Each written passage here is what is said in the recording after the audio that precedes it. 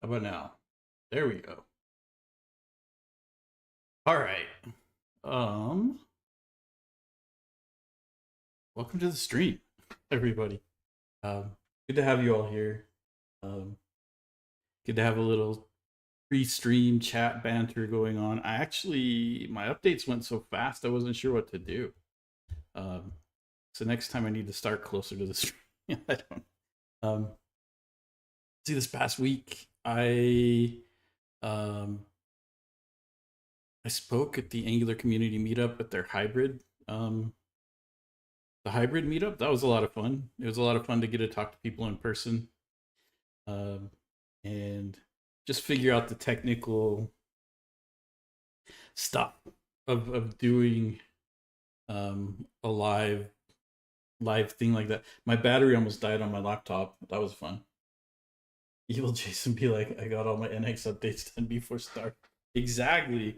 Exactly. You guys did not realize I am the evil dimension version of Jason, and unfortunately, you're gonna have to deal with me today.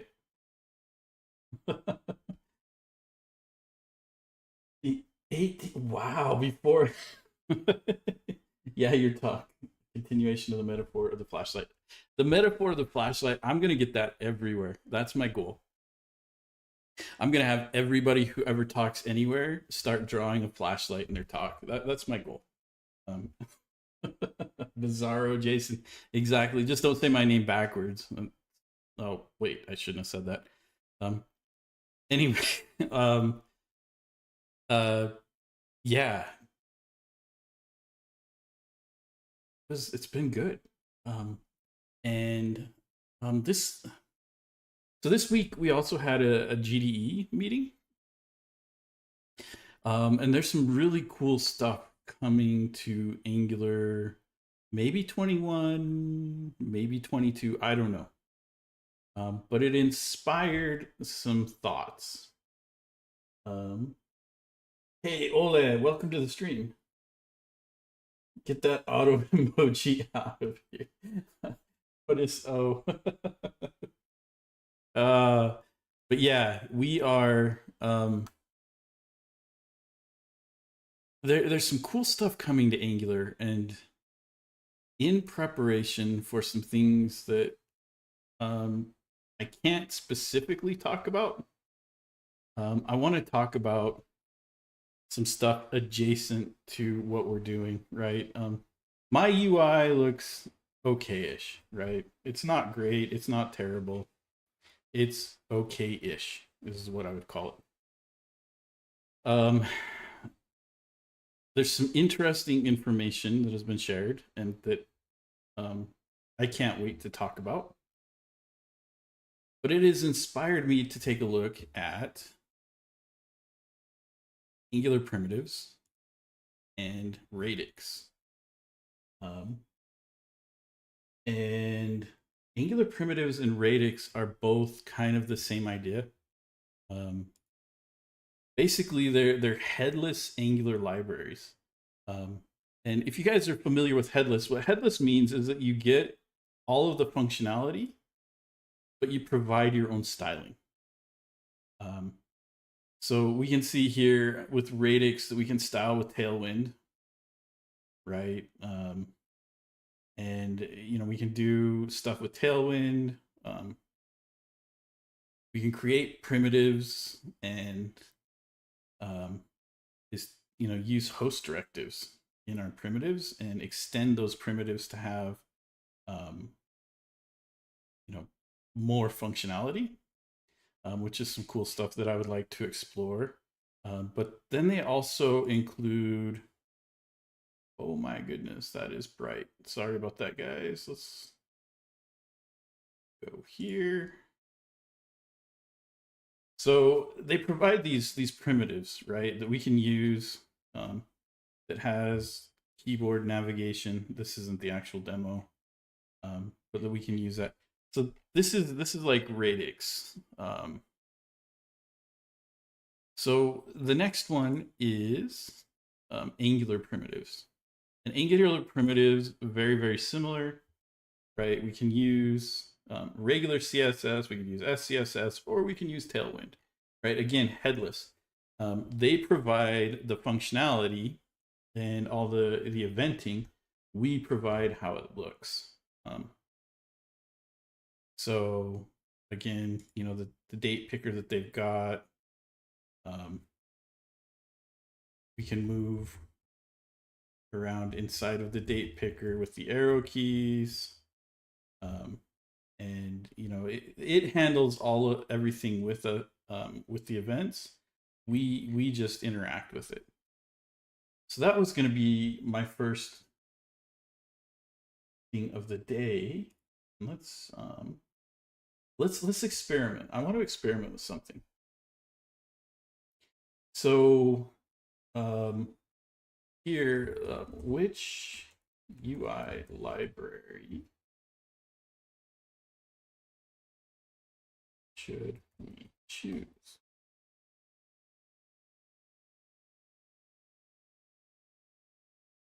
So option one will be you are still the best.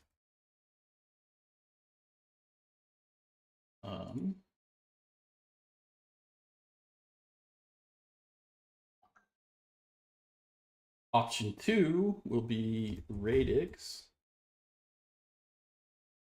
Radix with Daisy.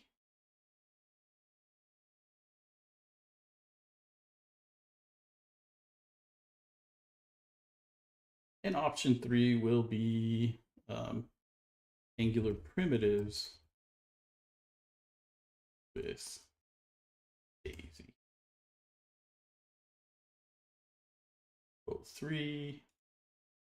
And let's see how this works, right? I'm very curious. So it should turn this on. Option four, Spartan. We can do Spartan. Let's do Spartan. Yeah, option four is Spartan with Daisy. Because Spartan is a headless one also, right? So now if I start the poll, oh, we got a bunch of stuff. There we go.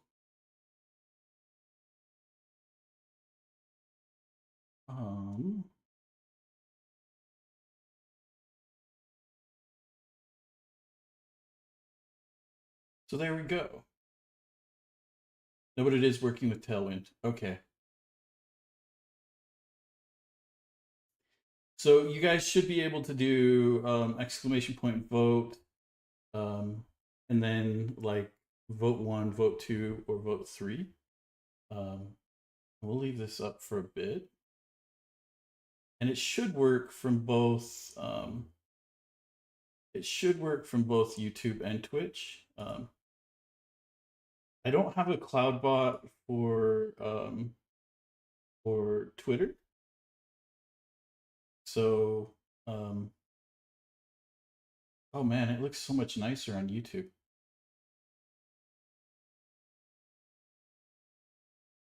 But yeah, if you guys want to vote for one, go ahead. Is getting a win with less restrictive binding syntax. Don't remember if it is merged and ready for 20.2 yet. Yeah, Tailwind is going to get a huge win, and there's some other stuff coming out that I'm very, very excited for, that I want to prepare for a bit. So it would be interesting to see this. I think you have to do exclamation point vote and then two. So I think you have to do the actual vote and then the number two. Yep. So Radix is the clear winner. We're done. Yeah. Anybody else who wants to vote? Yeah, it looks like Radix is coming out on top. So we'll probably explore that. We go Henderson. I can't see the fourth option in Twitch. I can't. This is so weird. Let me go and edit this and see if I can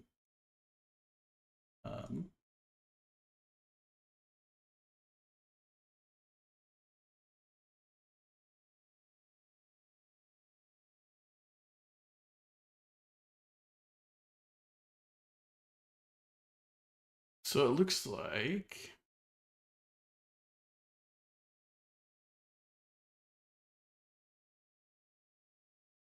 I make this one bigger. No, this is annoying.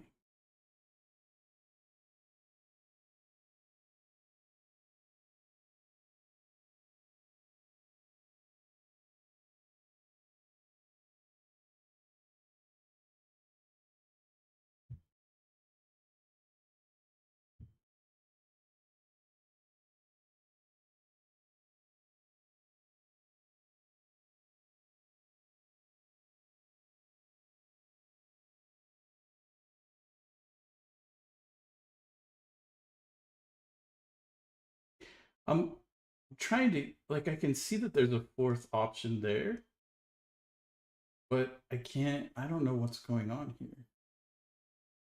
So you know, it wouldn't be one of my streams without some weirdness going on. The fourth option is Spartan with Daisy. And I don't know why it's not showing up.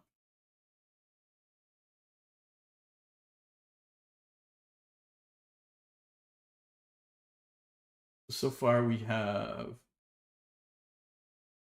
3 votes, all 3 for Radix. In K Kansami, I haven't tried Daisy or Angular Promos. Daisy is what I use for almost everything. And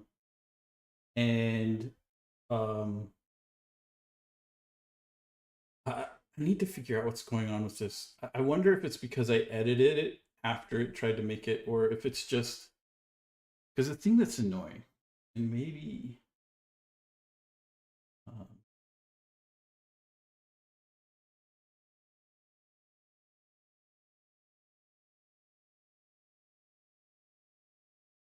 like as I resize this, and you guys can probably see it on the stream, but as I resize it, it's not allowing me to get the fourth option to show, and I don't know why.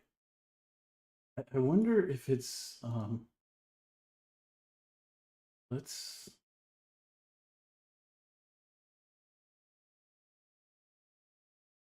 on stream recording.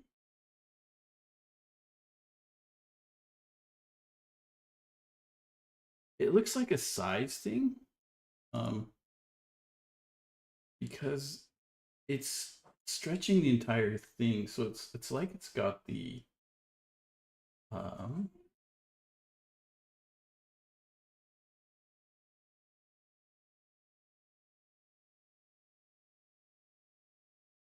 it's like it's got the X and Y locked, and I don't know. Maybe if I hold Shift, does that help? Oh, there we go. No, no, it's allowing me to stretch it, but it's not allowing this bottom one to show up.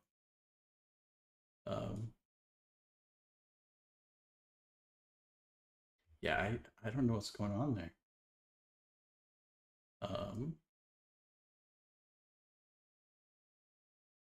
So sorry about that. I don't know why I can't get number 4 to show up. But I don't want to spend too much time on this. It looks like most of the people UI components having UI issues. That is true irony, right? If you guys we'll end this here soon. But it looks like Radix with Daisy is so far the clear winner. Anybody else who wants to vote can vote. If not, let's go ahead. We'll give 7 minutes. That should be plenty of time, right? We'll close the poll, call it complete, and there we go. So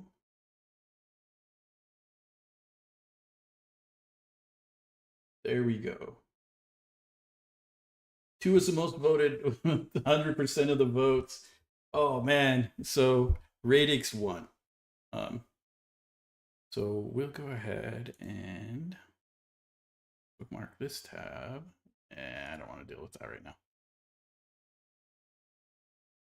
So we'll take a look at Radix.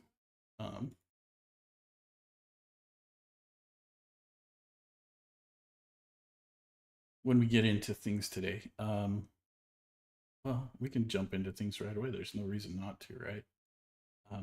So we'll take a look at using Radix for our UI. This will be a learning situation for myself also. And so, oh man, shouldn't have turned that off.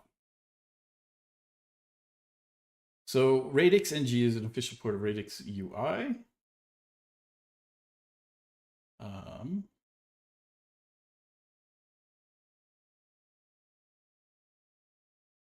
So let's take a look at installing it. It looks like we need the Radix NG primitives and the Angular CDK. Interesting. Okay. So we'll start with that. So let's go ahead and install the Radix primitives and the Angular CDK. And eventually, if a UI gets to a certain point, it's going to get to the point where, oh, how about we do pnpm install those two.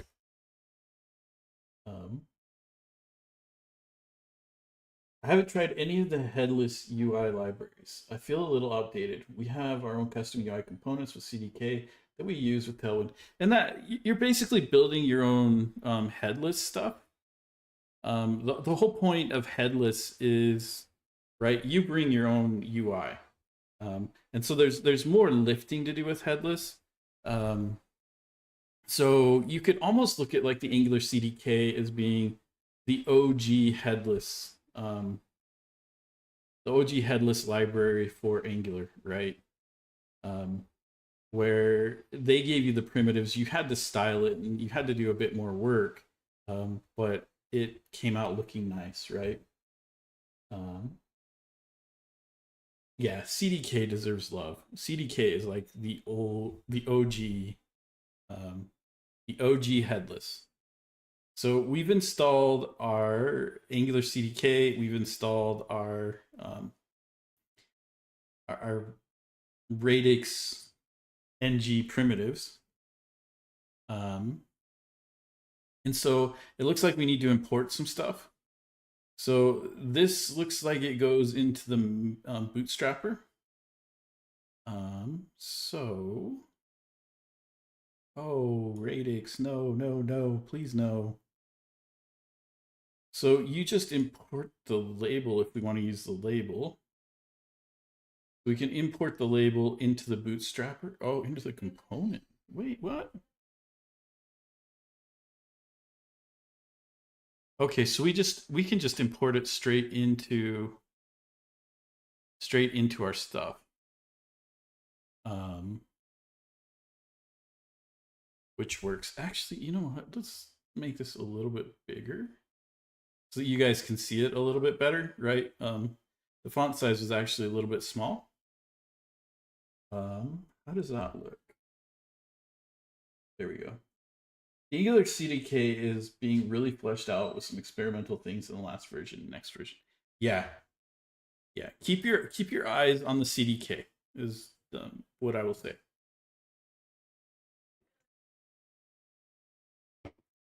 I'm getting my code red caffeine today. And then theming, we can write our own styles and themes. We could install the Radix themes. But we're going to try and use Daisy with Radix. So let's get some stuff in here, right? Like the aspect ratio. is cool. Looks really cool.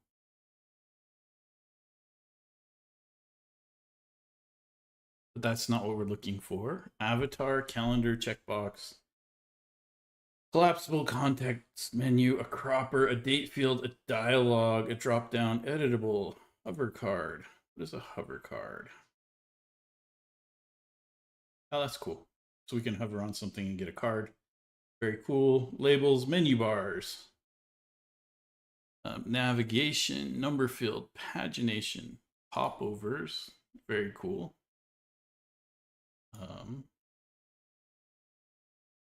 So we can get popovers. That's very cool.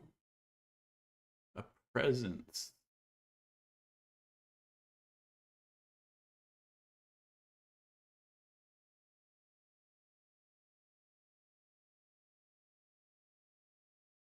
See, it's talking about running them in Angular zone, but we're zoneless. So we probably won't be messing with that. Progress radio group, select separator, a slider, a stepper, a switch, tabs.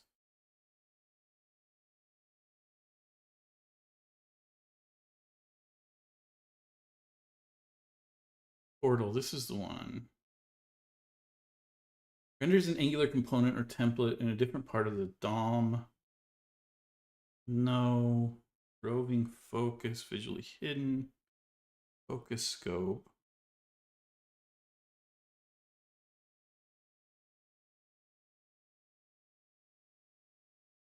So sheets or slide outs from the side. What I want to do is make this a bit better.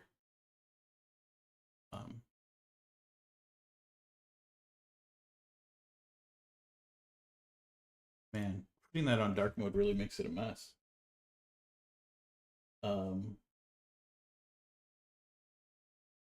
That zone import tends to be stock in Backblitz projects. They may have just modded a root project. It's possible. The original guys that created that component library, then they left. The new guys had a challenge to use the existing components as it was hard to understand, maintain it, or go with future loosely coupled approach. The new user can easily pick it up and maintain. You have any advice for that? That's a good question. I thought you were talking about radix here, but you're actually asking a question, Keikansami, about your UI library. And so basically what you're saying is the UI library you're working with, they built it using Angular material, and they built something that they understood, then they took off and basically left everybody else to maintain it. But it wasn't a maintainable piece of software, right? My advice, and let's go find, where's my Excalibur? So here's my Excalibur. My advice is actually the flashlight is a good example of my advice. But let's get a new canvas, right? And so let's talk about, like, the current state is just kind of this jumbled mess, right? And we'll just call this the current state.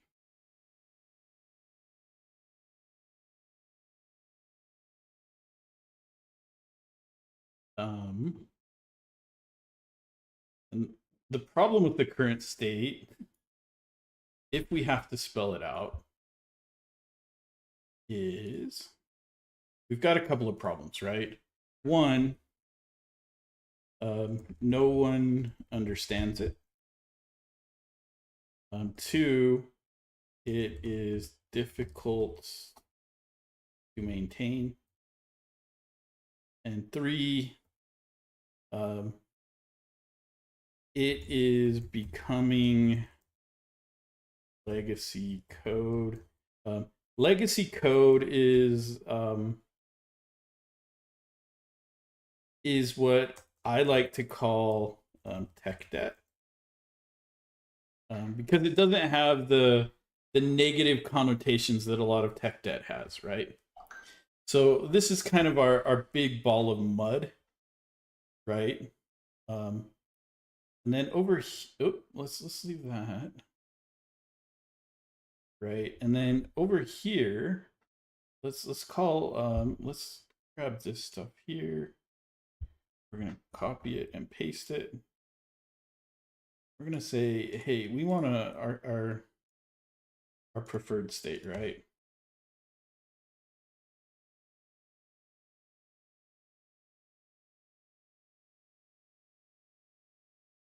Right, and our preferred state has a couple of things, right?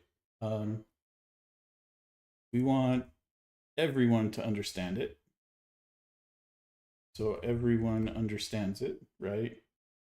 Um, it is maintainable, and let's not even call it maintainable. Let's call it it's um, cheap to own, um, right? And this goes back to the discussion about like the flashlight and um, and the like the Honda Civic versus a high end sports car, things like that, right?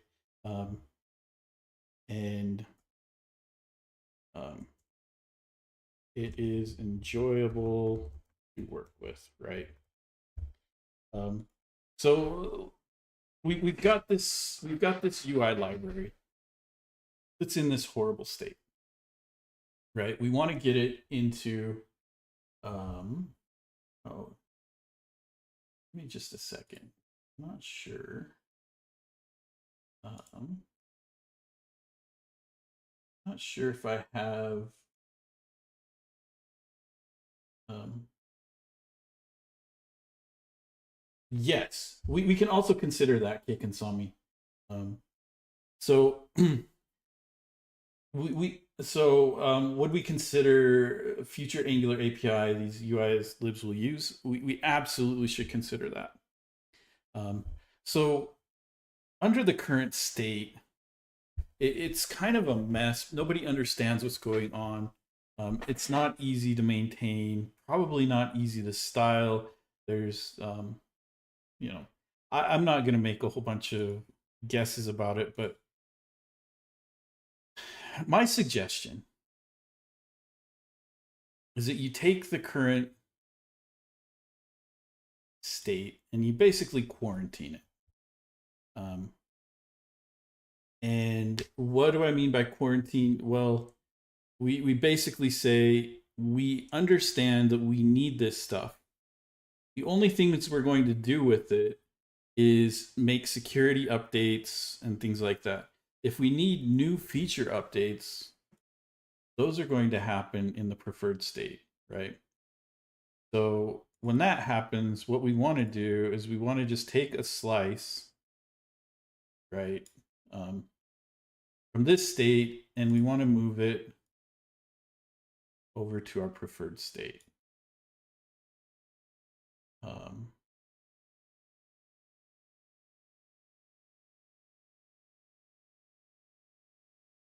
and the goal of our preferred state is to not have this big kind of ball of mud, but instead, right here we could call this our um, our UI element. Well, that's horrible. It's all UI. This could be like you know a label element, and then it becomes a label element over here, right? Um, and when we move it across, the goal is to replace this label with this label in such a way that it's not a huge mess, right? How do we do that? Well, often the best way to do it is the first thing you do is you deprecate the label here.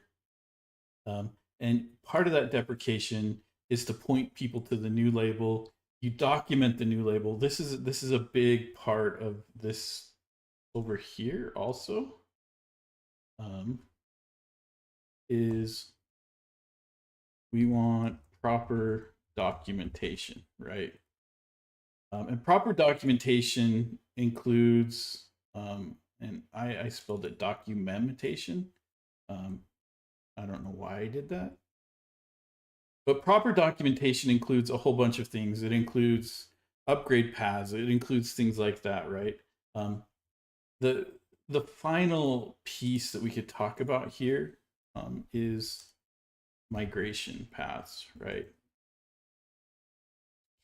Um, but what we want to do is we want to take slices out of this UI library, create our new UI library, um, and with that new UI library, we want to start making something that everybody can maintain, right? Um, and I've been at companies that have tried, like, let's go. We're in an Angular project, but let's make some lit web components, right? But not provide proper Angular binding for those components. That's not a good choice, right? I've been at companies where it's like, well, we've got Angular and React. We're going to build Angular web components and force React to use our web components. There's problems there. React isn't the best for web components when it comes to testing and things like that. But also, we're bootstrapping Angular with every component. So imagine every label in a form bootstraps Angular. That's not a good solution, right? So there's that consideration too. Um, in your case, you're Angular to Angular, um, so there's some things to consider. Um, First thing I would consider is potentially making this switch using maybe a headless library, maybe something like Radix, right? Investigate different headless libraries and see how they work with Angular. And that way, you can use most of the styling that's already here and apply it to the new stuff. Um, right? Because what we want to do is use as much as possible. Um, so we want to try to reuse the CSS, the SCSS, whatever exists here in our new stuff. That's going to give a consistent look and feel, right? Um, but if you go with like a headless library, you can do that. And as always, right? Um, when you take advice from somebody like me who doesn't know a lot about your situation, um, investigate everything I say, right? Um, there may not be some realism in going to a headless library, right? Um, you may be stuck with what it is, but my suggestion, and this is going to be good in general, is your design. You want it to be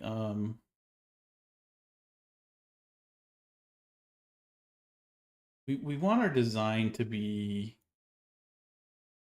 more like this.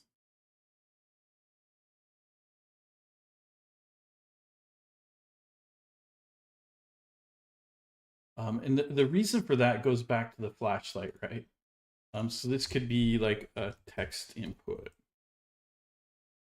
And this could be a button, right? And this could be maybe like a layout of some sort, right? Um, and the reason that you want this design over something like this, and you may have something similar to this right now, but the reason this design is better is it's tree shakeable, it's composable. You only get what you need. Um, you can go in and you can make changes to the label without having to worry about any of the other stuff, right? So we're taking and we're separating and putting our boundaries around it. And in the future, if you need to migrate, you could do another stepped migration, and your boundaries are much more clearly defined, right?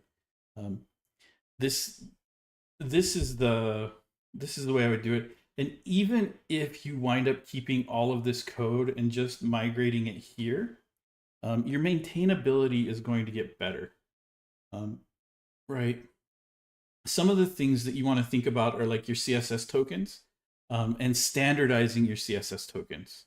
Um, and the reason you want to do that is that at some point in the future, you're probably going to want to change a token, maybe a font size, maybe your branding color changes, maybe the font style for your organization changes, right? Things like that. If you have tokens and you're storing those in CSS properties, then you change that property and all of your stuff changes, right? By building a design system that's, you know, composable like this, right? Where each piece does what it does well and can be easily composed, right? Like a label can be easily composed with a text input. A button can easily be composed with a label or a text input. Those kinds of things are very, very useful and helpful. And you're not going to go from here to here overnight. And so my suggestion is always take a slice, right? Take a small slice and prove that out. And that's a lot of what I do in my day-to-day now, as as a director. Well, my title includes director in it. I'm really an architect, and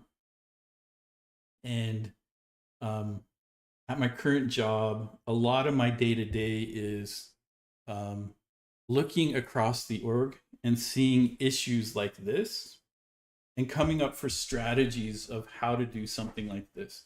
And when you're looking at this, there are a few things to think about. The first thing to think about is when I do this, right? When I take the label from here and move it to here, what am I providing for my users? And when you're building platform level, right? And let's this stuff is platform level. But when I'm building platform level stuff, the users are the developers at my organization, right? What is it about what I'm doing that makes developers want to follow this? And that's the other reason why you take a small slice and maybe a label or something trivial and non um, it's not going to take a ton of time for you to do it, right? So first you need to come up with a compelling reason why they should follow what you're doing. And that compelling reason may honestly be it's just easier for us to add new features because we understand it. That's a compelling reason, right? The second thing you need to look at is when I go from here to here, what are the costs I'm paying? And is it cheaper for me to move to this model than it is to stick with our current model? Obviously, your current model has some expensive frustrations, right? Developer frustration. Nobody understands it. Nobody can change it. We can't add new features to it. Our UI is just getting older and older, right? So those are some very real costs that you're paying over here. But there is some costs to moving to here, right? You're going to have to write migrations. You're going to have to write documentation. You're going to have to write new code. You're going to have to basically become a salesperson and sell this across your organization. So there are costs of moving from here to here.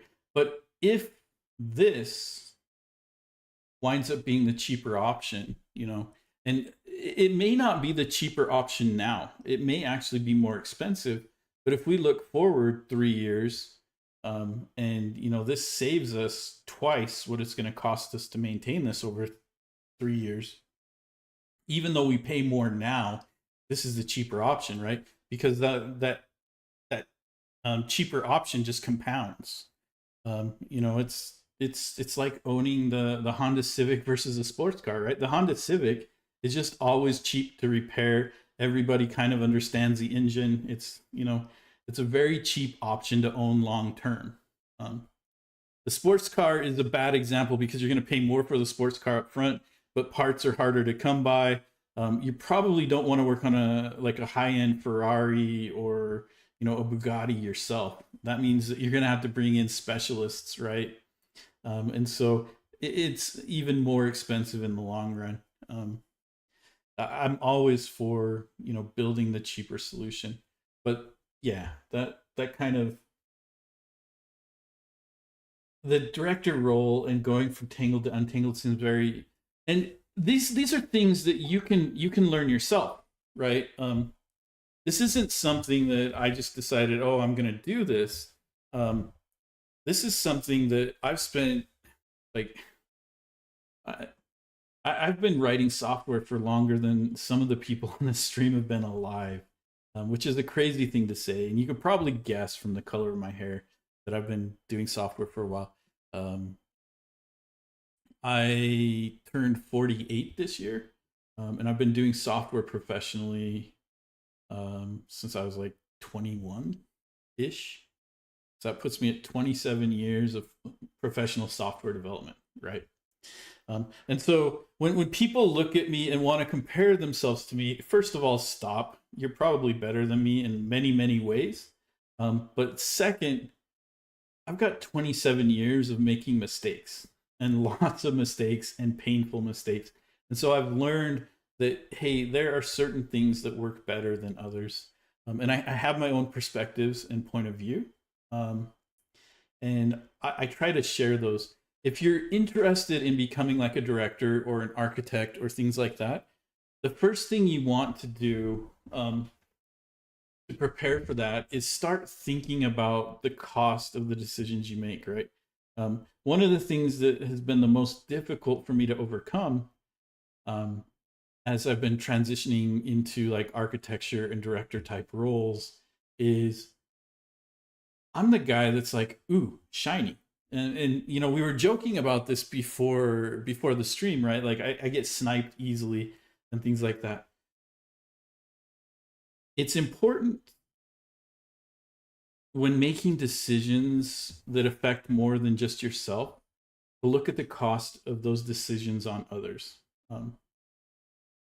And then the next big thing that you can really do to help propel yourself into those more um, lower level roles is what I want to call them, right? Where you're looking more at the platform, where you're looking more at the organizational software health as a whole, is to start understanding what your organization does, right? So when I worked for Brazier's Auto Auctions, right, I'd never done auto auctions before. So it was in my best interest to understand how cars are sold. It was in my best interest to go down into the auction bay and watch cars be auctioned during an auction, right? That's the big day that we optimized a lot of things for. The thing is, auto auctions don't make most of their money on selling vehicles, right? There's a flat fee they make. Auto auctions make most of their money on fees. So they try to encourage people to fix up their cars. They try to encourage the dealers to finance through the auction, right? And so a lot of the money they make isn't the money for the fee of the vehicle crossing the block. A lot of the money they make are the other fees that they can pick up: transporter fees, um, repair fees, financing fees. All of those other things help auto auctions make money. Um, and so understanding those and helping make those processes easier was important. Um, and then understanding various kinds of software decisions, right? And this is where being up to date is okay. And it's a good thing to be up to date. But a lot of the stuff we're talking about now, composability, and things like that, were things being discussed in the 60s, right? So they've been around for over 60 years now.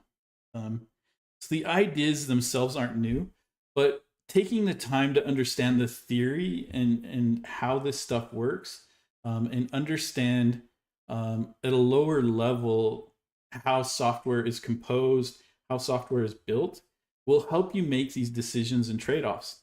And a lot of times, there are patterns that I'm biased towards, but a lot of times, the other piece of just becoming like an architect or director is knowing when to shut up, and that's a piece that's been very, very um, it's been something that I've had to learn. It's not something that comes to me naturally. I can talk and talk and talk, um, but knowing when to shut up and listen to others, and understand, it's not my job to push my solution on people. It's my job to help encourage other people to come to the best solution. And if the best solution is not my solution, that's okay, right? My job is to instead understand what their solution is, understand, how that's going to work, and then help them be successful. That's the job of like an architect or a director, right? Help your teams be successful and succeed, and make their job better. Um, and so if I'm doing that, then I am being successful in my role. And hopefully that helps you guys out. Um,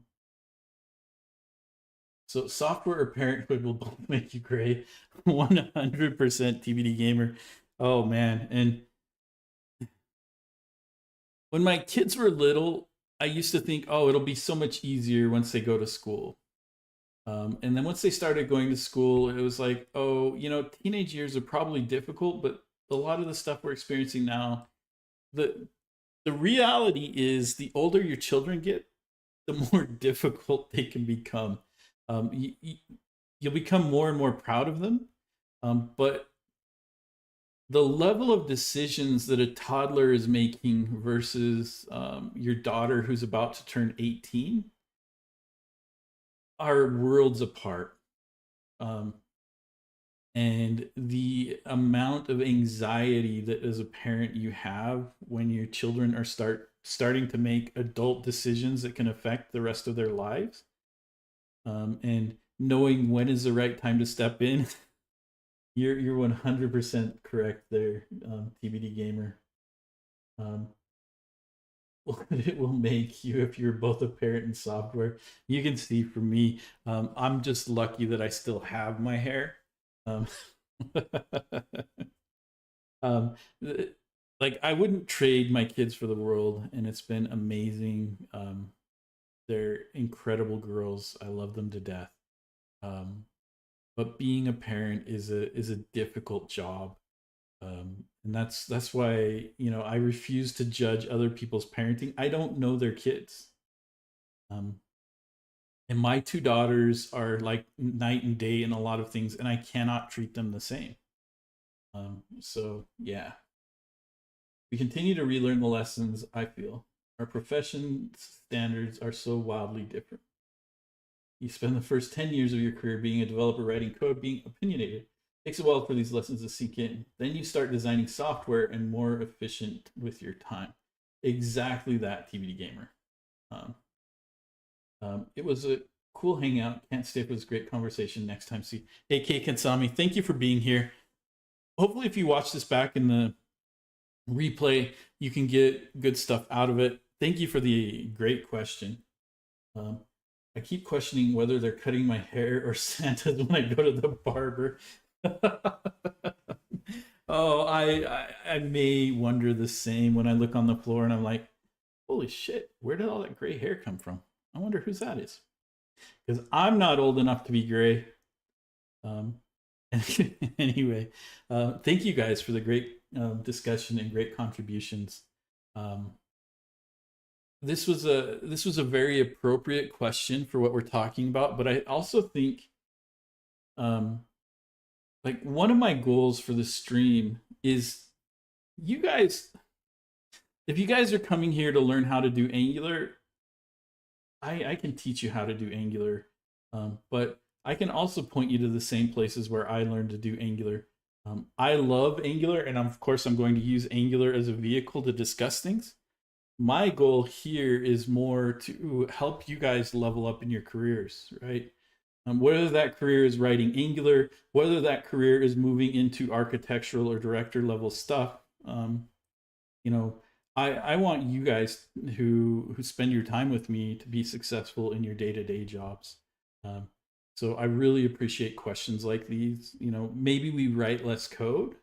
Um, and that seems to be the way that this stream goes more and more, right? In the beginning, I used to write a lot more code. I also used to stream 3 times a week. I'm really working on getting back to that. I would love to be back to the 3 times a week. This is my zen. This is where I go to just be me, to write code that I want to write, to do stupid stuff that I want to do. This is the kind of stuff that I can't do in my day to day, right? There's a lot of reasons for that. The biggest reasons tend to be that, in the day to day, it's not just me that I'm making decisions for. So I also have to respect that others, they bring important things to the table. But here, I'm God of my stream, basically. What I say goes. What I do is what I want to do. And you know, so I really enjoy hanging out with you guys. Have a lot of fun talking to you. Um, so thank you for that. I'm working on some shorts for you, Ole. Still, um, I'm cutting those and getting them to render. I'm using the YouTube editor. I'm not that good at it yet, so I make mistakes all the time, and it takes a bit of time.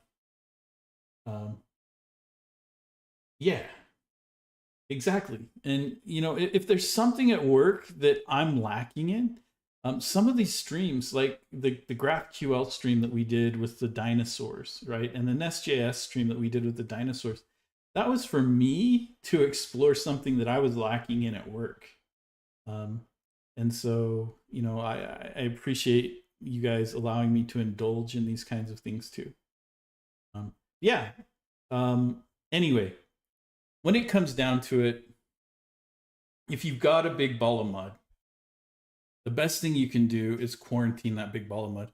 And there's a bunch of different patterns for doing this. The most common and most discussed at the higher levels, you'll hear like the strangler vine patterns and the strangler pattern, things like that. That's a pretty common pattern to use, where basically you create a shell that winds up being a proxy for the big ball of mud, and then you start replacing pieces of that shell with your stuff.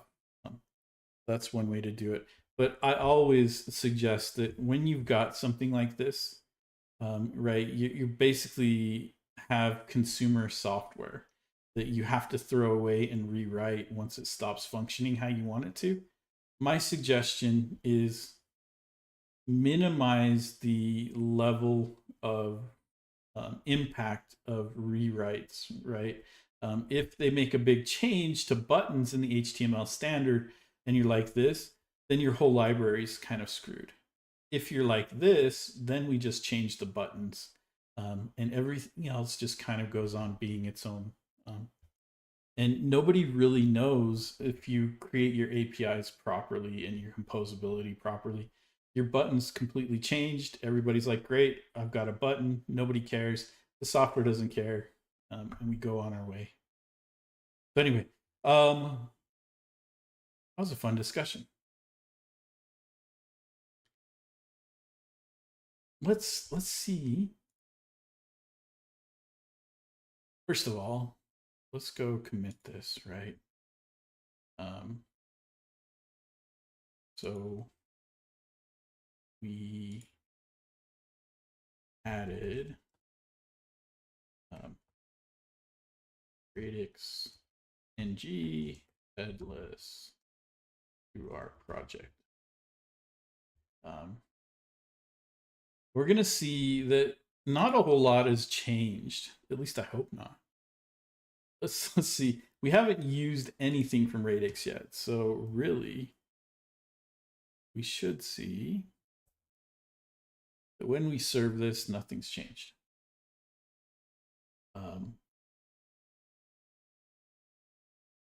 And Michael, I have been thinking about the stuff that you brought up earlier.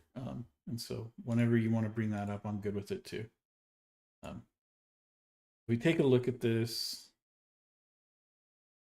We can see, hey, we hydrated 4 components. That's the other thing that I really want to look into here with this project.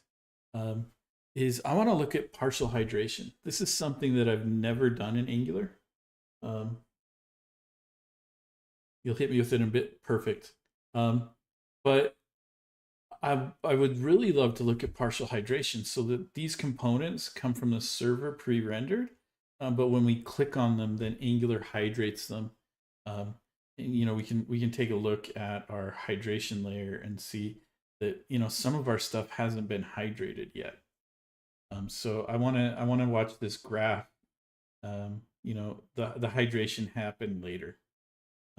Really looking forward to that. So anyway, let's make this piece look better.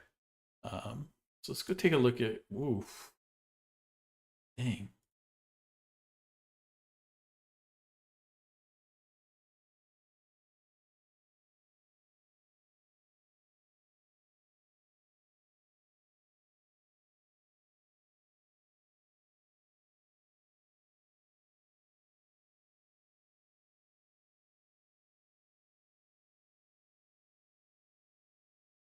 We'll have to take a look at this. Well, actually, can I?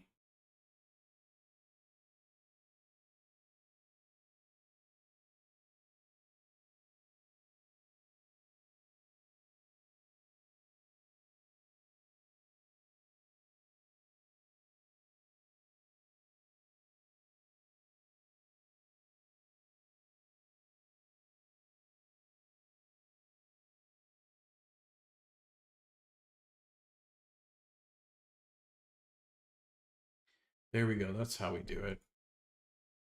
So then when we come back here, we can turn that off. Perfect. So now when we go to radix, I don't blind everybody. I'm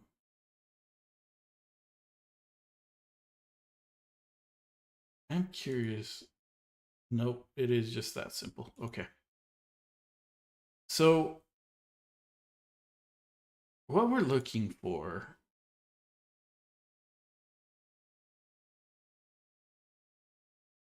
is really, if we look at our code here, and we inspect this, right?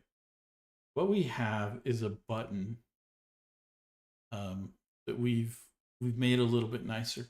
One thing that well, these are components; they aren't layouts. But let's take a look at our button component here. Do we even have one? Alert, avatar, collapsible crop.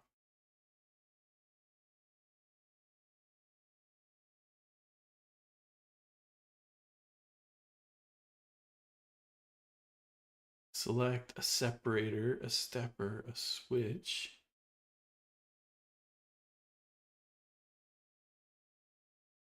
No, we don't. So, I mean, the reality here is that we aren't going to have a whole lot. And even here, I guess we've got buttons here, right? So this is Angular primitives. Angular primitives has a couple of nice things in it, like focus and hover and things like that. We may have to take a look at these in the future. Date picker, file upload. We're going to stick with radix for right now.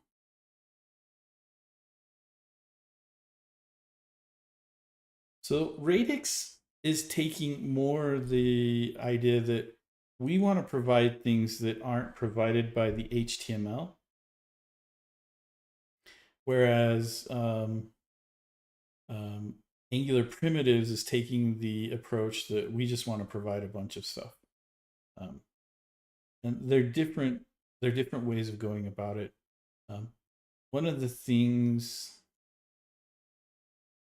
I don't know, we really need to work on this. So like these heroes here, I really don't want this piece, like my heroes, to scroll, things like that. But we'll come back. We'll style this as we add new components. We'll add those new components, but we'll style it. Radix NG stole the code from Angular primitives. There is a comment on Discord of Ashley Hunter. Oh man, why is really, really? That's actually a little bit concerning to me. Um,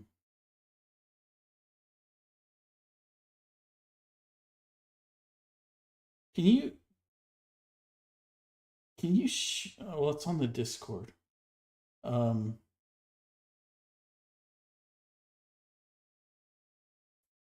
that is a little bit concerning. I'll have to think about that one for a bit. I don't want to um, by using something on my stream. There's a bit of me condoning it, right? Um, I prefer not to do that. In general channel, you can search Radix and find the comment. Okay. Canal. Wise Man Z. Have we talked about where you're from, Wiseman Z? Because Canal, and you don't have to say where you're from, but do you speak Spanish? ¿Hablas español? Because I'm seeing some stuff in your English that makes me go, this guy might speak some Spanish, um, which is cool. Anyway, let's move forward. Italiano. Oh, we've got another Italian. Okay. Yeah. So Latin roots very much. Um, so Obrador is also Italian. Very cool. Um, so where we left off with the code, we added the hero list because we'd already built the hero detail component and used it. Um, so let's take a look. See, they're building this up and they're adding the service. So the heroes component is getting and displaying fake data. And so now they're talking about, right, like the thing about the thing about writing a tutorial, and it's really easy for me to say, oh, you should do it this way. That's really easy for me to say because I'm not the one creating the tutorial. Um, you want to build things up in um, in pieces, right? And we've done a lot of this work already. So they want to create a hero service, um, and everything can use to get heroes. We want to use dependency injection, right? So they created the hero service. They're using the injectable to add the hero service. And then the hero service is just returning the heroes, right? This is what we're doing with our store. We don't have to add the injectable and stuff like that because the signal store does it for us. So we don't have to do the provided in root. But this goes back to my talk on Monday night. Was it Monday or Tuesday? This goes back to my talk. And understanding the injection providers. And when we see provided in root, the really cool thing about the Angular dev tools, we can turn everything on, right? We're just going to turn everything on. But what we can look at is the injector tree. And so, we've discussed this a little bit. And the injector tree changed from last week because we've now got the the details component and the list component and the details component, right? Um,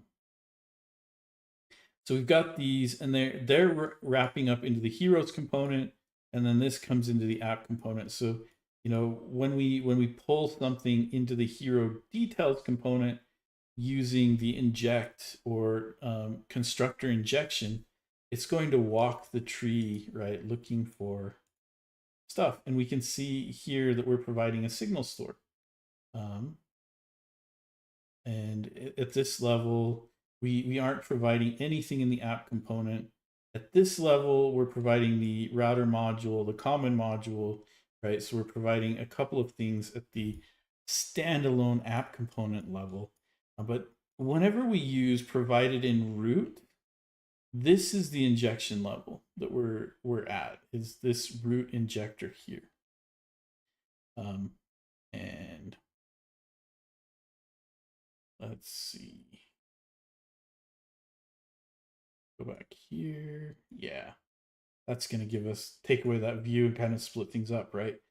So whenever you use provided in and then use the root string, this is where it's injected, or where we get it in the injector tree. So if you provide something here, we're never going to get something provided in root. So this is an important piece of discussing this, and Michael just sniped me. Oh no. So then we update the heroes component to, instead of using this, now we inject the hero service, use the get heroes, and call it in the on init. And we don't have to do that because we're using signal store, right?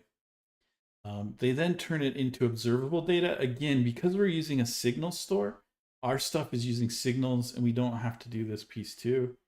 And then subscribing in the heroes component. I'm not a big fan of subscribing ever, but so a messages component. We'll get to that piece there. I wanted to get to a spot where we could stop and question. Have you ever been in an org where different parts of an app are maintained by different teams? Like header nav by one team, and then content of X or Y part of the site by different teams, and how that has worked, challenges and solutions that have worked. So what you're discussing is, and correct me if I'm wrong here, right? Because I want to make sure that we discuss the right thing, but let's pretend this is the web page, right? Oops. And then you're saying that this piece, the header, and then this piece, the nav, is controlled by one team. And then what you want is other teams to be able to put things into this piece, right?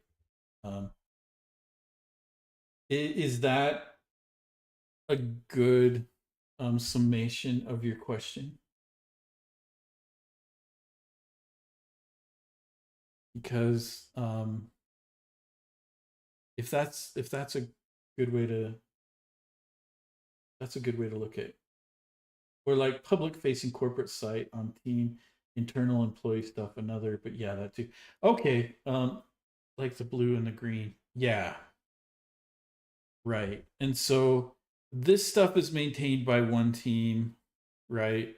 And this stuff is maintained by another team. And then you've got the entire application. And how do you control that? And what are the issues here, right? So the first thing I want to do, and originally my talk at the community meetup was going to be on actually this exact stuff. But it comes back to Conway's Law. You guys have ever heard of that, right? Conway's Law.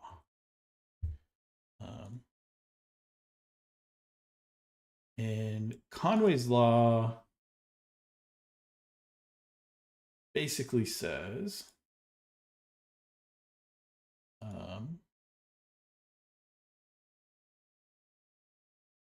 that the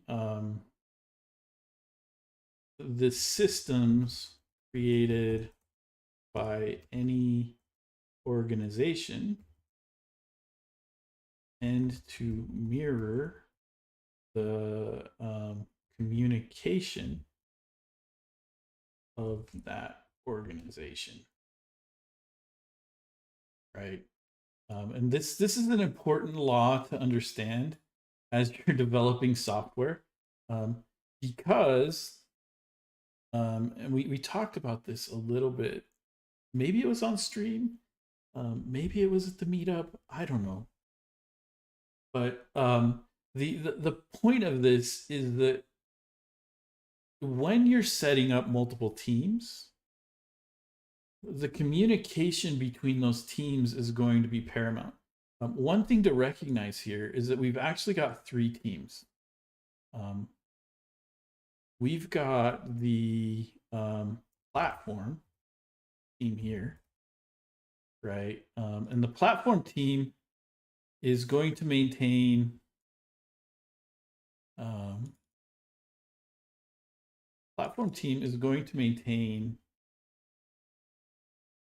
everything here in white.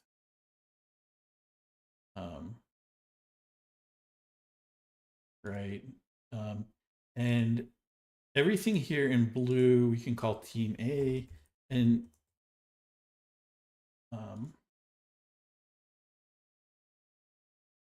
you know, and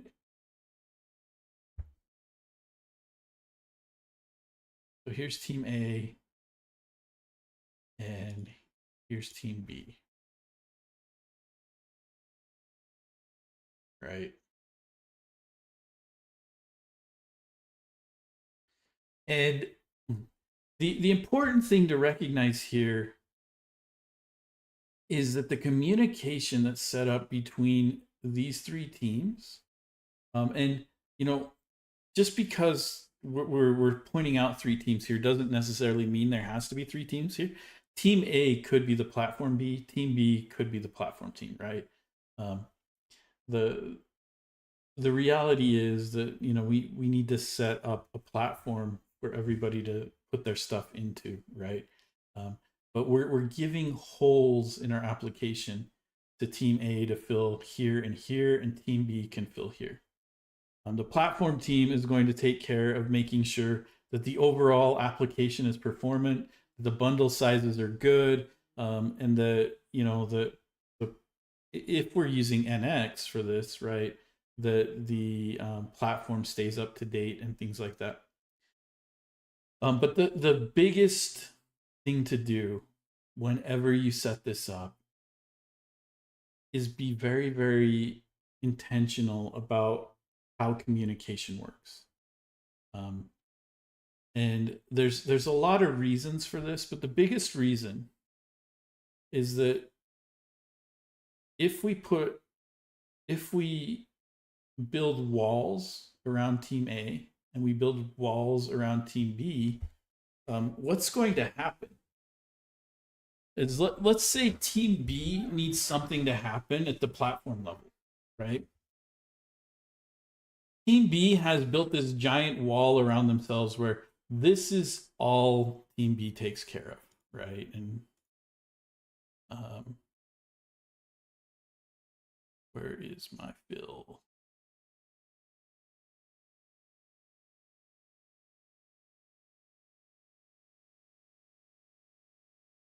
Oh, come on. There we go.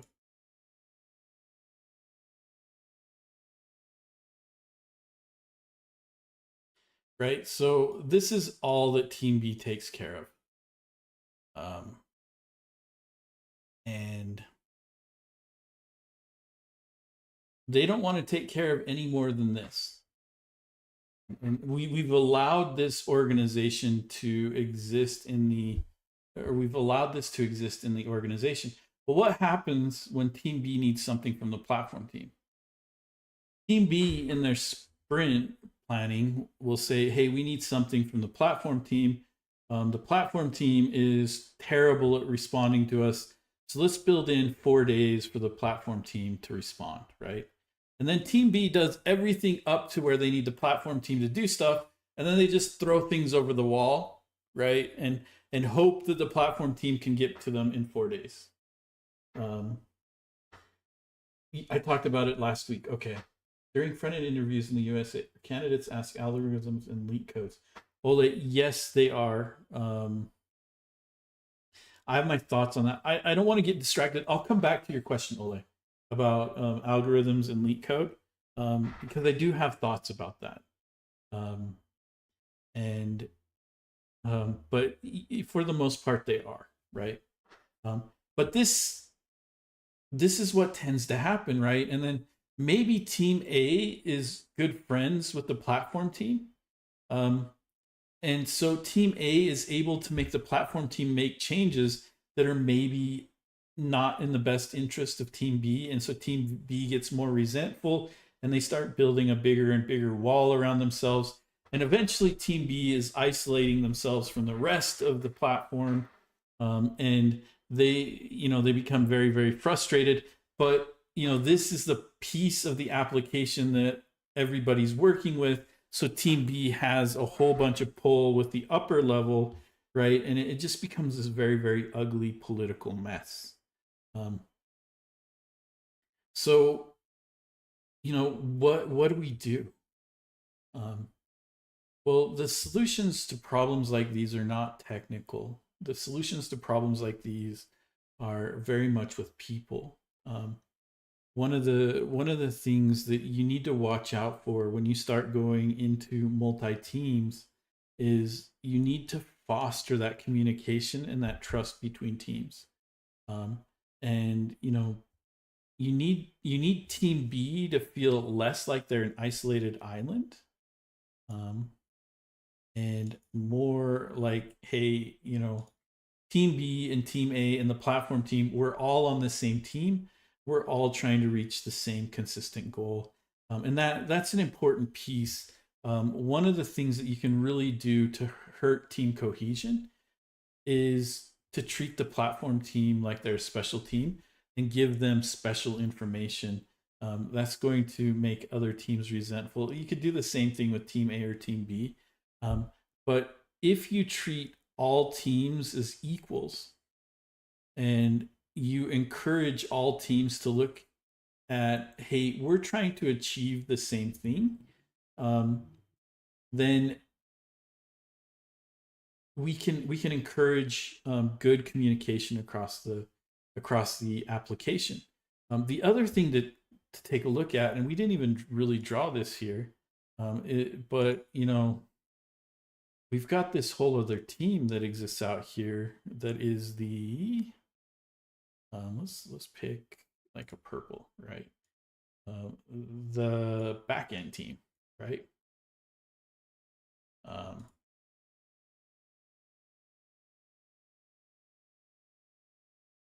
come on. Come on.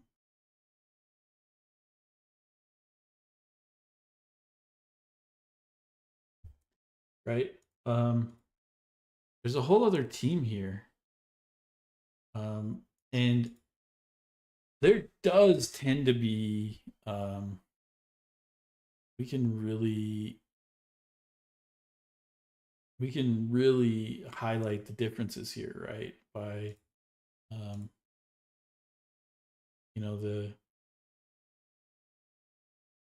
the application itself is highly isolated from the back end, and the back end team often just gets requests from the UI team, or the UI team just throws things over the wall and says, hey, you guys need to get this done so that we can get this feature done, right? This exists in a lot of organizations. I've seen it over and over and over again, and it is a problem. And it tends to be a problem because we tend to isolate the back end from the front end. some teams tried to do this with like full stack developers, where you have developers working on the back end and the front end. Um, but there's this notion of um, like T-shaped skills, right? Um, so we talk about these ideas of T-shaped skills, and you get this a lot as you start talking about full stack, right? And so with a T-shaped skill, you're supposed to be very, very broad in your knowledge, but there's often areas where you're much deeper than others, right? And this happens on full stack teams all the time, where this is somebody's back end experience, this is their front end experience, right? Um, and maybe this is their design, who knows, right? Um, but and then it's the opposite, where you'll have people, and this is quite often the case for me, where this is my front end experience, my back end experience is a lot less. um, and that's okay, but when you ask somebody like me to do back end work, you're going to get lower quality work than if you asked somebody whose T-shaped skills are much deeper in back end work than their front end work, right? And vice versa. If you ask them to do front end work when their back end skills are there, right? So you're going to get different levels of work. And we used to do full stack DevOps stuff like this. The modern reality is that now we separate the back end from the front end. And I think this is a good thing. It allows people to focus on what they're good at and produce higher quality work in general. But the other thing that it really helps with is it helps just developer satisfaction, right? Um, we need to cultivate T-shaped skills. You should be broad. You should, if you're a back-end developer, you should understand a little bit about front end, right? If you're a front-end developer, you should understand a little bit about back-end. All developers should understand how networks work anymore. There's just a reality to that, right? And all developers should have an understanding of AI to some degree or another. It's just, it's in our best interest to do that. Um, so we've got these here, we've really got four teams, and maybe your organization is different, but this kind of leads into um, just my next thought about how do you design teams, right? So if we take and we create like these horizontal layers, right? And this layer is the UI layer, right? Um, and this layer is the backend layer.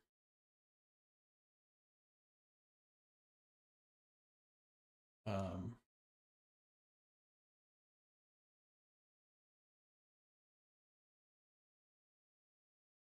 and then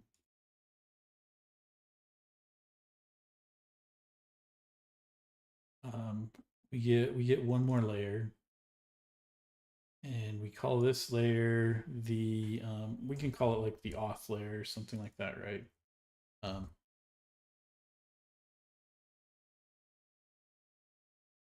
um,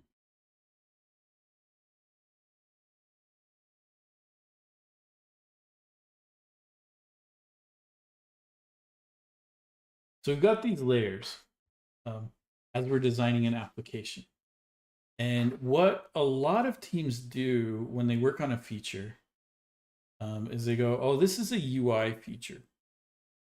Um, and so we delineate our teams with like this, right? So this is feature team one, um, and this is feature team two, And this is feature team 3, right? And what tends to happen, and it just tends to be kind of a natural consequence of this, is when you got feature teams, devs think in the length of your sprints. And I made these lines darker because what we're looking at is very real walls that tend to appear. Because the UI team needs something from the backend team, and the backend team is slammed because they're working on this special feature that's going to push a company initiative, but the UI team needs an API changed, and so they fight and whatever, right? And then they're going to managers and resolving, right? There's this conflict that happens, and it winds up being a bit of a mess. And you get the UI team pointing at the backend team, and the backend team saying, "Hey, we just don't have the time," right? And then the auth team is like, "You guys are screwing up auth. You're not doing it right." And there's all this conflict. Um, what you really should do is have your UI team, your backend team, and your auth team, but kind of break things up. Oops, let's go back here. Kind of break things up. What we can do is let's say we have a feature that's all UI, right? Well, great, no backend. This is the team that we're going to use for that feature. Well, let's say we've got another feature that has some API changes. Well, great. Here's the team that we're going to use for the API changes, right? And, let's say we've got another feature where we're going to hit all 3.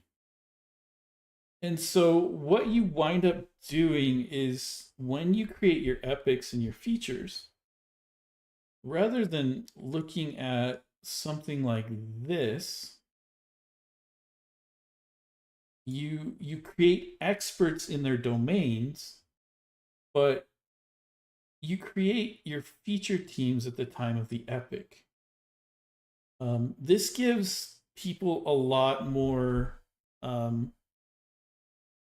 flexibility to be part of other teams. It gives people a lot more, devs can get bored. If things change up like this, it gives people the ability to experience different things. The problem comes in with like bugs and things like that, right? And that's where, the UI team fixes UI bugs, the backend team fixes backend bugs, and the auth team handles auth bugs and tickets and things like that. But when you're putting together epics and features, you're like, hey, this feature is maybe 60% back end and maybe 20% front end. Let's grab 60% back end devs and 20% front end devs. And the thing is that these teams are now responsible for delivering the whole feature. So the UI team isn't like, well, we're waiting on the back end team anymore. Now it's a whole team that's working together and working to deliver this. And your front end devs are being exposed to back end realities. Your back end devs are being exposed to front end realities, right? And in this case, your auth and back end and UI are all being exposed. And the nice thing about this is you're getting cross pollination basically for free, right? Because you're working in sprints, you're working in stand-ups, you're working in all these other things. And while the epic is going on, these devs are cross-pollinating. They're all the same team. They're all responsible for the deliverable, which means they're all working towards the same thing. You tend to not get these boundaries, right, when done right. There are downsides to this, right? And we talked about that a little bit. When these teams are dissolved, who's in charge of bugs against that, right? And so there is some governance that needs to happen. But the idea is teams are in charge of delivering entire features, and features are defined as things that are usable by the customer, right? And so you wind up with less of the finger pointing. You wind up with more camaraderie. That is really important in your hiring processes, to look at cohesion, to look at how people fit into the culture. because people will be, pulled into different teams and be thrown together with different teams. And there can be stress, right? There's always stress when you're coming up against deadlines and things like that. But there's this has been the most successful way I've ever seen code delivered. Um, when you start to separate things out like this, instead of being features, when you start to separate them out by domains, it's almost natural, and it's another theory that I have, that I call it the theory of the fiefdom, right? Um, and basically, what that means is, you know, the team lead from Team B has been blessed, um, by the Lord of your company, with this tract of land, right? The lead of Team B is going to gather their knights, the people on their team, and their allies, and they're going to protect this land. Part of that is naturally putting up these walls that exist, right? These walls are Team B's way of saying, hey, Team A keeps breaking our stuff. We hate it. Team A can't break our stuff anymore. So we put up these walls, right? And Team A is like, oh, Team B is fortifying. We need to fortify. And Platform's like, oh, there's a war going on. We need to fortify, right? And you get all this finger pointing. It's the law of the fiefdom. The leader of Team B is never going to want to give up this tract of land that they've been blessed with by the lords of the application, right? And it's the same way across organizations. As soon as somebody gets a little bit of power, they're going to try and protect that power, and that's the way we are as humans, right? We want to protect what's ours, um, even if it's detrimental to the community or the organization as a whole. Um, when you get into a situation like this where everybody knows that things are going to be temporary, then you tend to get less of this. I mean, there are other issues here. I'm not going to pretend like this is a silver bullet, but when it comes to an organization that's functioned as one large team moving into an organization that's now functioning as multiple teams, I think it's better to build teams of experts, and then build feature teams out of those teams of experts. Um, and so, does that answer your question, Michael? Um, yeah, interesting concept. Never seen that done before. Building teams based on requirements. There are a couple of books out there about this, strategy, and there are a lot of good information out there. Um, if you look up like, building teams around features or building teams around requirements, you'll get good information on it. Um, that makes sense. Thank you. We are basically full stack teams, so this has been a nice insight. But I can see some applicable takeaways too, right? And I always worry about this kind of stuff, mainly just because of human nature, right? Um, if as humans we weren't so prone to, establishing these barriers around our domains, and protecting what's ours, right? I don't want to make this out like, oh, humans suck or whatever. It really comes down to, we want to protect what's ours. We want to protect our family. We want to protect our property. We want to protect, right? It's the natural instinct of the human that we want to protect what's ours. And it naturally grows out this way, and it can become very toxic. But I don't think anybody ever intends for it to be toxic, right? There will always be bad actors in every system, who exploit the weaknesses of others in that system. That's a reality of day to day life too, and that's often why we wind up setting, boundaries too, because we're tired of being exploited. When we get into feature based teams that are more, transitory, like transient, right, temporary, um, those bad actors will exploit in different ways. And it's incumbent on us as good leaders in the organization.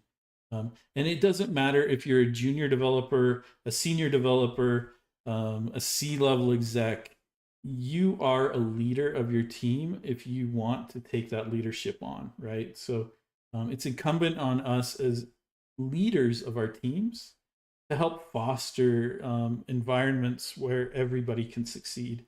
Um, and so, yeah. Um, this may be adjacent to this on a team by team basis, but this could apply to one team. How do you keep people out of becoming silos of knowledge for one particular product, one app versus another?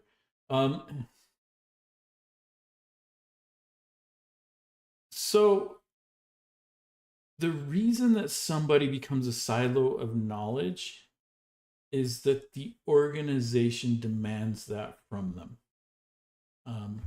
And there are a couple of different types of knowledge at an organization.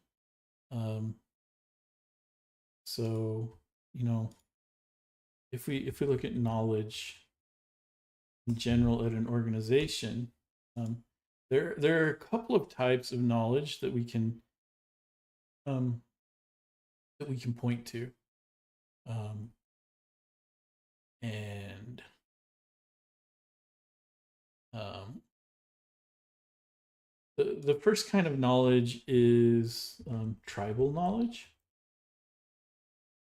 The second kind is organizational knowledge. Um, and the third kind is shared knowledge. I'm just going off the top of my head. I'm not sure what the technical terms would be for these. Um, but when we talk about organizations, these are the knowledges that exist. Tribal knowledge, when we talk about tribal knowledge um, is the knowledge that's passed word of mouth, right? Um, and almost every team has this. When you join the team, um, you know, it's like, hey, this is how you connect to our API.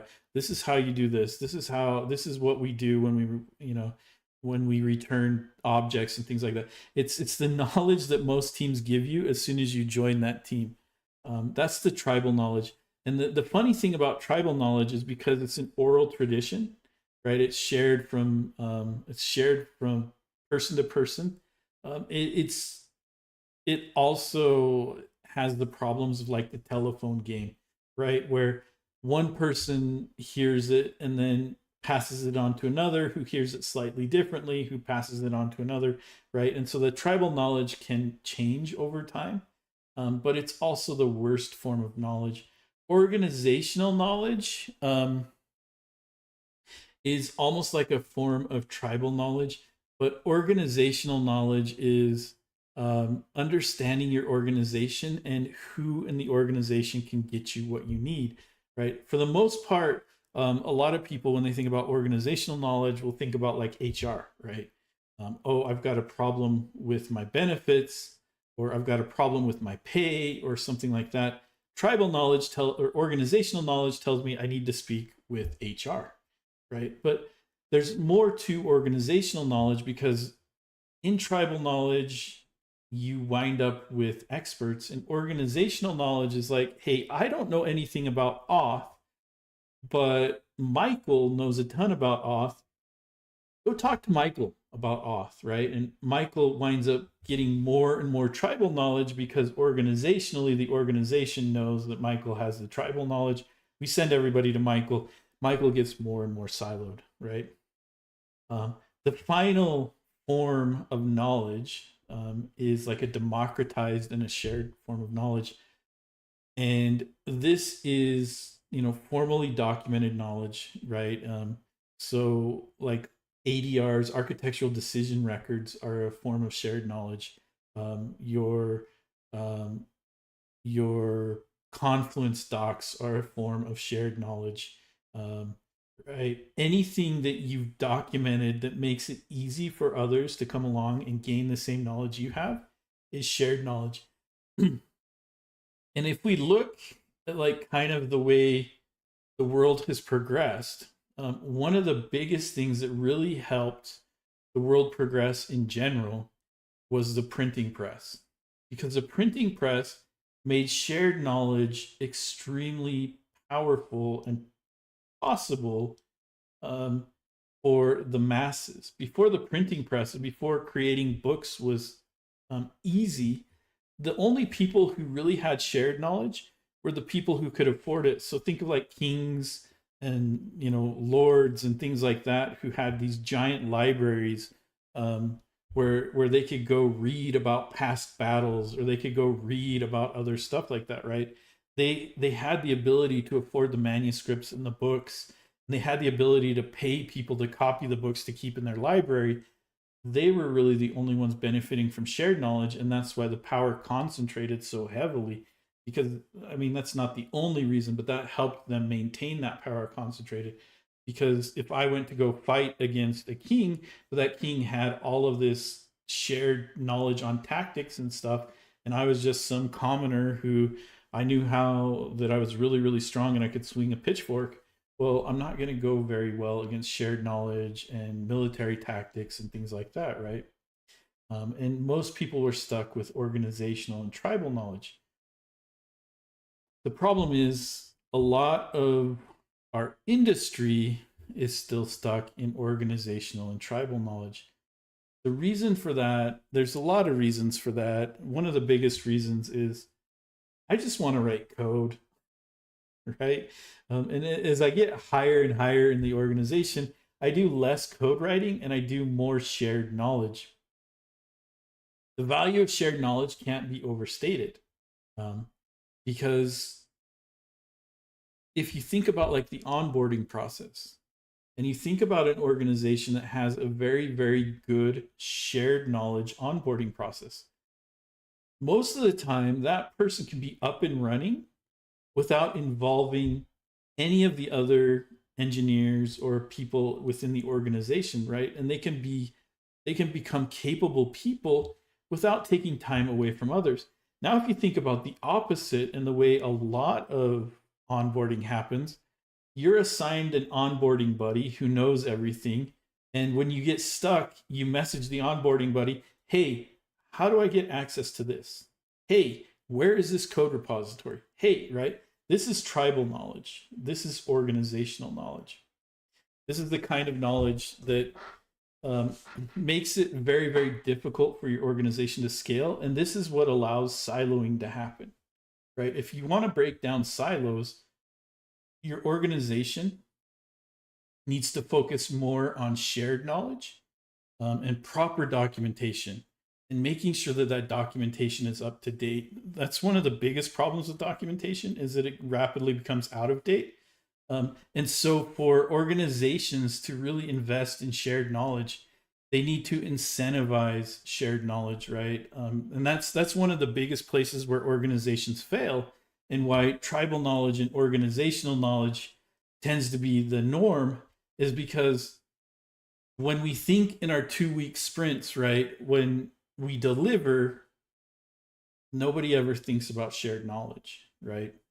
And the organization is like, okay, we delivered this 2 weeks of tasks. Now we're on to the next 2 weeks of tasks. And the shared knowledge goes away. And the people who worked on that 2 weeks of tasks, they have the tribal knowledge. They can pass it on verbally, right, through oral tradition. But to go back to like Kei Kansami's issue, from the beginning of the stream, the reason nobody understands that that UI system is that it was all tribal knowledge, right? And when the people who had that knowledge move on, well, the org knowledge that pointed to their tribe knowledge disappeared, and there's no shared knowledge.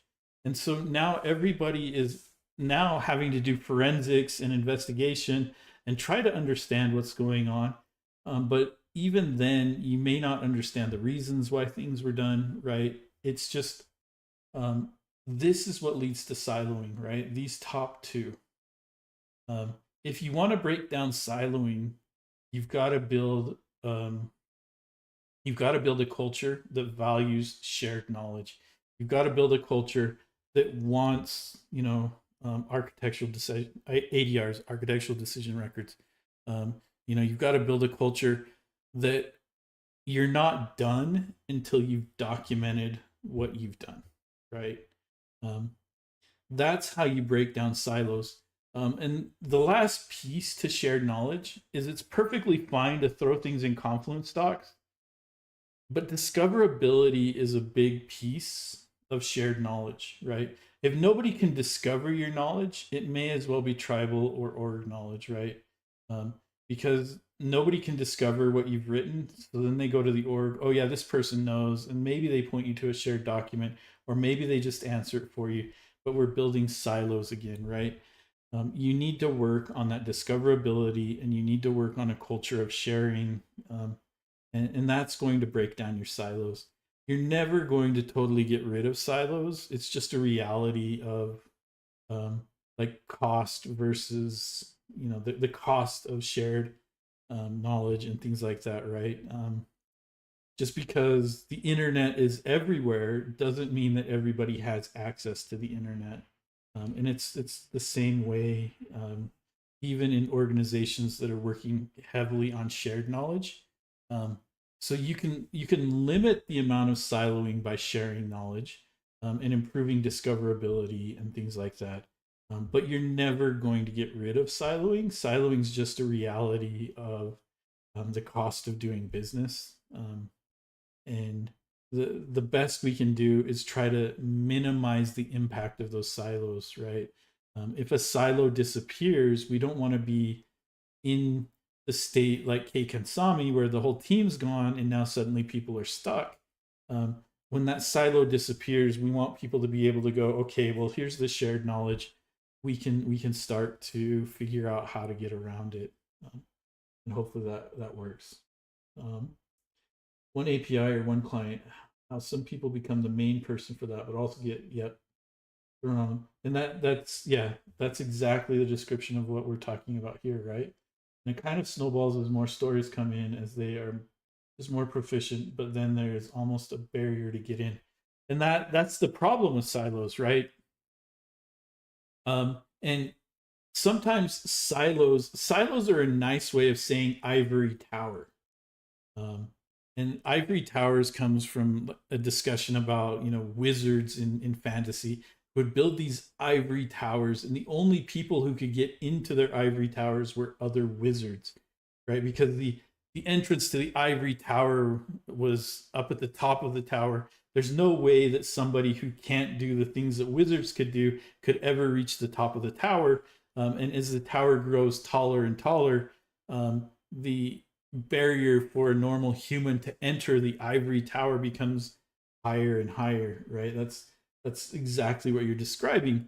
Is if we allow those ivory towers to be built up, right, as they get taller and taller, the barrier for somebody to get into one basically means they have to be a wizard or an expert themselves. And that's what we don't want at organizations. That becomes very, very expensive to maintain, right? You can't just onboard anybody and be like, hey, your job is to climb into that tower.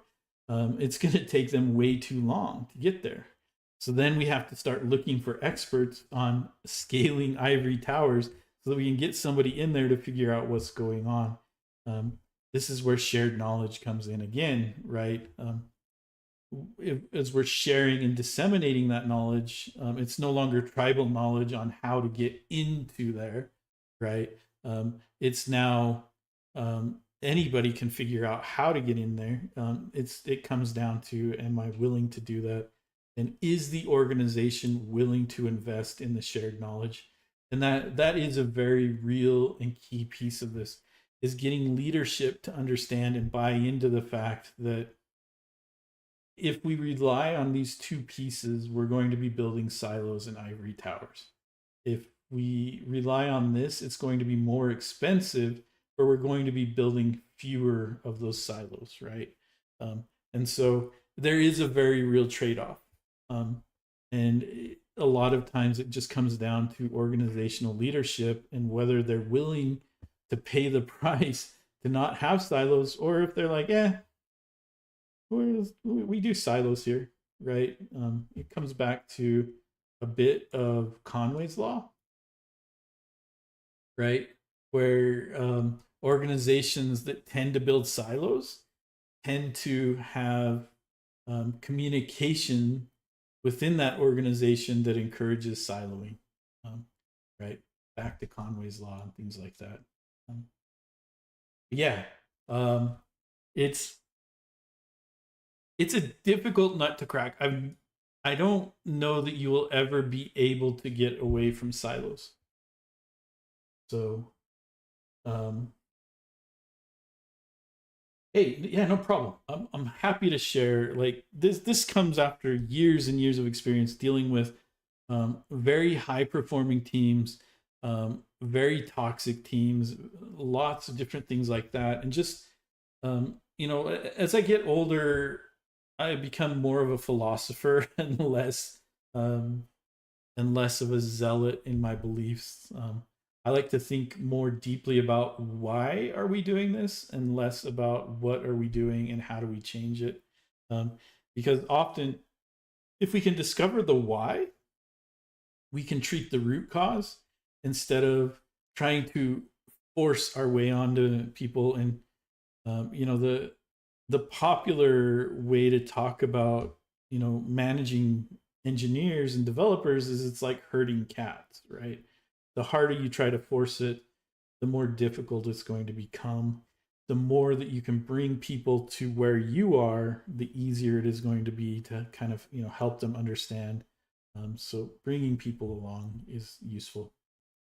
Um, and I did want to. I mean, we're right up against time, but I did want to get back to Ole, who asked during front end interviews in the US, are candidates ask algorithm and leet code questions? Very much so. Um, I think this comes from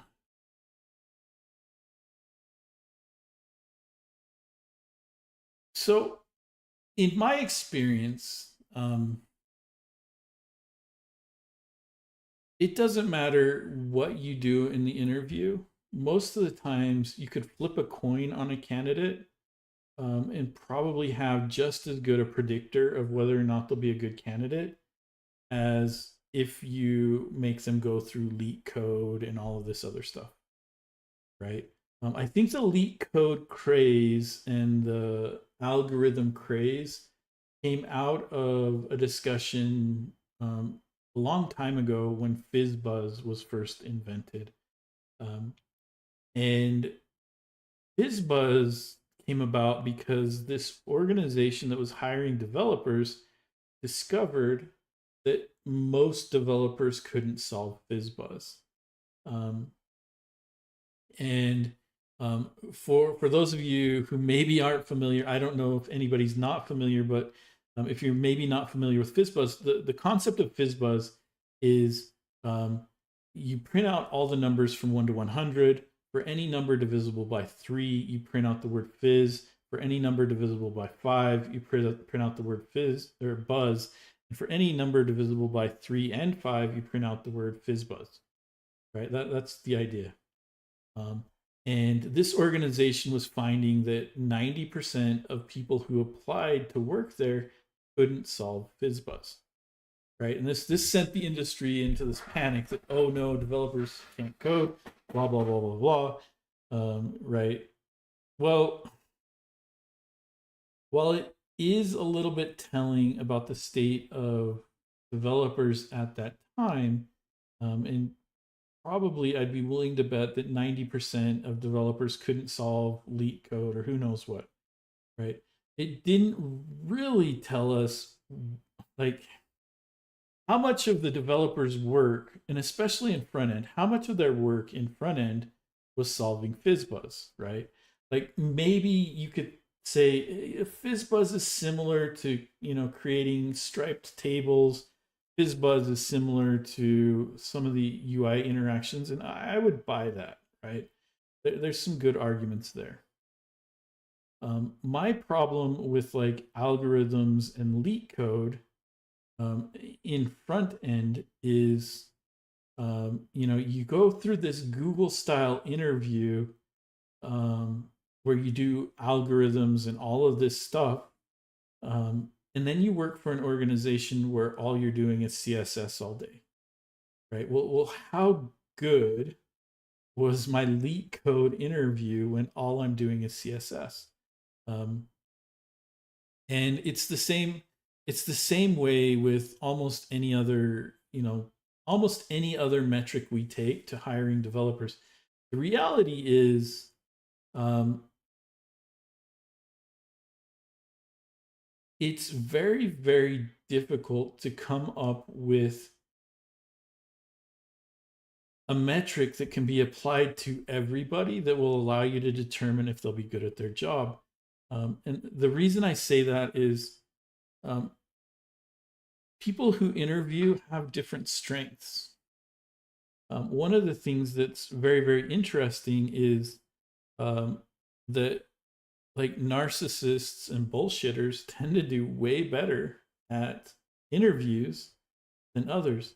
And the reason that they tend to do that is that they're able to develop a rapport with the person who's conducting the interview to where they overlook their weaknesses, right? People who are more introverted and shy, well, often they could be more capable.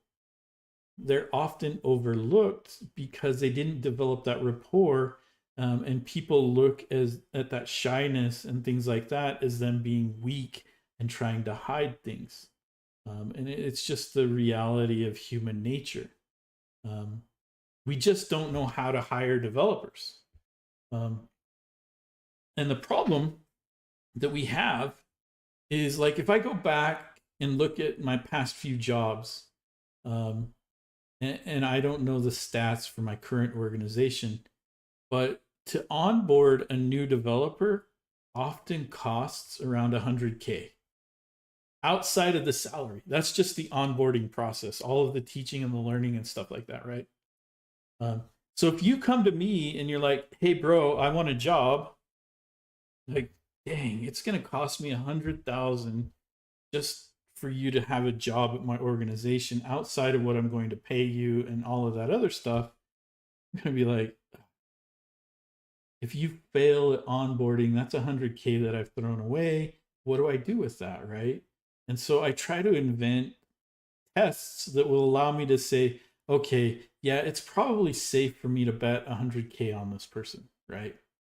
Um, Whereas, if you're going to work, like McDonald's or fast food or, manual labor, um, the onboarding process is much cheaper, which is why the hiring process is so much easier, right?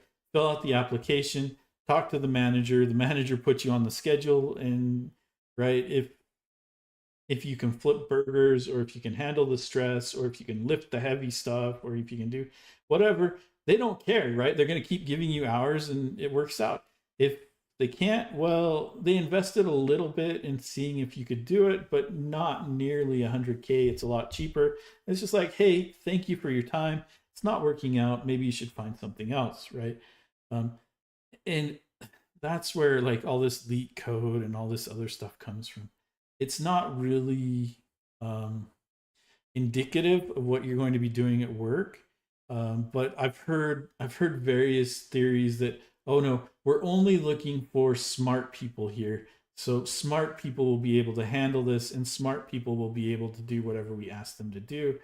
The reality is, you really just need to find people who have a good work ethic, um, and who fit in well with your team. And in, you know 70 to 80% of the cases, that's going to be all you need to look for. They're going to do their best to do the job. um, if if your job is more specialized, right? Like maybe you're dealing with, maybe you're dealing with tons of data like Google is, or maybe you're dealing with super secure stuff like OAuth is, or things like that. Then you test for people's ability to handle tons of data, because you don't want to bring in somebody who doesn't know how to handle tons of data and throw them at a problem that Google's trying to solve. They're going to fail, and the amount that you're going to spend on onboarding isn't worth it. But for most dev jobs, for most people who are doing HTML and CSS, um, if they have a good work ethic and they fit in well with the team, they're probably going to be successful. That's the reality.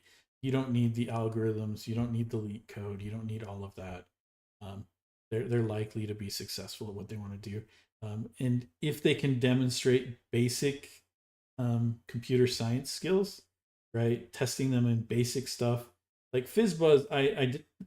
FizzBuzz is basic, right? It's really a for loop and maybe some modulo, and that's it, right? Really, really basic. Shows that they understand computer science foundations. Um, that's probably as far as you need to go. Um, but again, companies are investing tons into their developers. I'm not going to tell them, what they should or shouldn't do um, to make safe bets there. I'm sure a lot of these companies have been burned, and that's why they're doing what they're doing. But I also know that a lot of these companies have no idea what they're doing, have no idea how to hire, and so they're just looking at Google and being like, "Google does this." Well, yeah, Google does this because Google is solving Google-sized problems. You're not Google. You're not solving Google-sized problems. Maybe you don't need to do it, right? Um, so hopefully that answers your question, Ole. Again, that last part was, I'm gonna just be completely frank, that was totally my opinion, right? And I do want to recognize that organizations are making a big bet on people when they hire people. So they're, you know, you've got people who, whenever they're making big investments, they're going to try and do their due diligence. You're gonna have to jump through the hoops, and if an organization wants you to do something, and you really want to work for that organization, it doesn't put you on the best foot to just be like, yeah, I'm not going to do what you want me to do, because that is maybe indicative of how you're going to act, when they ask you to do something that you're supposed to do. um, so part of us putting up with what organizations ask is more us indicating that, hey, we're willing to do what the organization asks, because we're a team player, and maybe a little bit less about the actual the actual question that's being asked. But yeah, I'm gonna end there. It was a good it was a good discussion today. I really enjoyed it. Had a lot of fun with everybody. I don't think we wrote any code. We looked at a whole bunch of different technical things, but today we talked about more organizational, structural, um, and hopefully I was able to give some insight for people who are wanting to move into um, move into more leadership roles. Unfortunately, the reality is, as you move more and more into leadership roles, our industry doesn't prepare you for that. Our industry is really, really good at preparing us for technical roles. They're really, really poor at preparing us for leadership, and the realities of project management and things like that. So, um, thanks for answering all these questions. Going to link these to my work, people, as we wanted some experience takes outside of our org. Well, I'm glad I'm able to help. And I'm always happy to talk about my experiences. And this week during my one-on-one with my manager, we were talking about things, and one of the things I told him is, hey, I'm good at having opinions, and if you need me to have opinions, I will have opinions, right? And that's one of the secrets to leadership, is being willing to have that opinion when everybody else is afraid to have that opinion is often a superpower. And your opinions don't have to be right. Um, your opinions can be flexible. It's just you give the team that security to move forward. Um, and so the team starts moving forward, and then the opinions can evolve as the team moves forward. And it can be very democratic. But a lot of times, most teams just need that push. This is the direction we should go. Um, and they start moving, and then they're like, oh, wait, this is a bad direction, right? And we can pivot. But just being willing to be that person who's willing to say things can help teams start to think about, does this make sense for us or not? So, yeah. Yeah, very, very good to see you guys. We'll see you next week for sure. I think as school starts up, I might start looking at streaming maybe twice a week or 3 times. We'll see. Um, I'm beginning to get my train schedule figured out. I'm beginning to get just other things figured out. So I'm looking forward to being able to stream more. But you guys have a great rest of your weekend. We'll see you next time. And thank